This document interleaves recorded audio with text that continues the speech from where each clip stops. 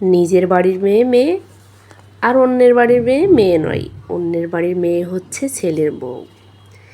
যেখানে ছোট থেকে বেড়ে ওঠা, বড় হয়ে ওঠা, সবার একসাথে একসঙ্গে ইফতারি করা। কিন্তু বিয়ে নামক জিনিসটা আলাদা করে দিয়েছে সব কিছু।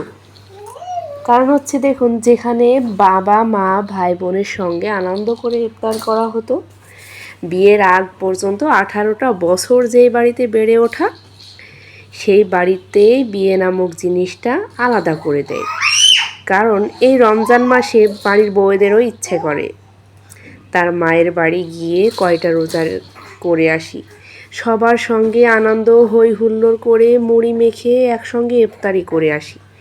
কিন্তু যেতে পারে না স্বামী আর শাশুড়ির কারণে। নিষ্ঠুর স্বামীও বোঝে না যে বাড়িতে মেয়েটা বড় হয়েছে না কয়টা দিন যেতে। সেও বলে যে বিয়ের পর এটাই মেয়েদের জীবন। আরে ভাই, মানছি মেয়েদের জীবন এটা, কিন্তু তাকে তো অ্যাডজাস্ট করার সময় দিতে হবে।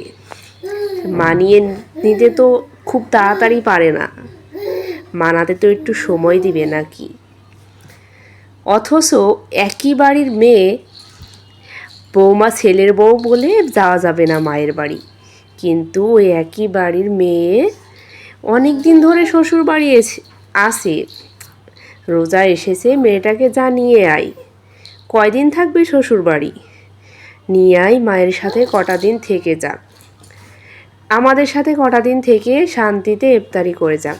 কতই না কষ্টে থাকে মেয়েটা শ্বশুর বাড়িতে, ঠিক মতো খায় কি না খায় কে জানে। তার মেয়ের প্রতি এতটা দরদ দেখে আমি অবাক হই। তার মেয়ে শ্বশুর বাড়িতে কষ্টে থাকে, কিন্তু তারও ছেলের বউ মেয়ে নয়, তার ছেলের বউ তো কারো না কারোর বাড়ির মেয়ে। তারও তো ইচ্ছে হয় তার মায়ের সঙ্গে ভাই বোনের সঙ্গে গিয়ে কটা দিন ইফতারি কাটিয়ে আসি, কিন্তু এই সাধারণ সিম্পল বিষয়টা কেউ বুঝতে চায় না। তারা বোঝার চেষ্টাই করে না।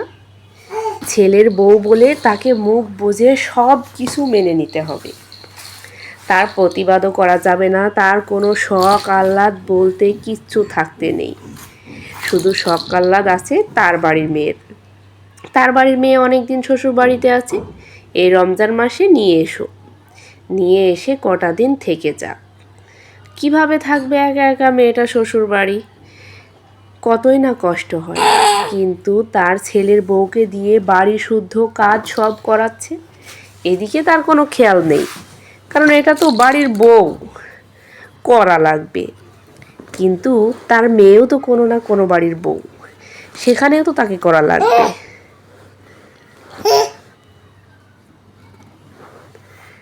শুধু নিজের স্বার্থ বুঝলে তো হবে না।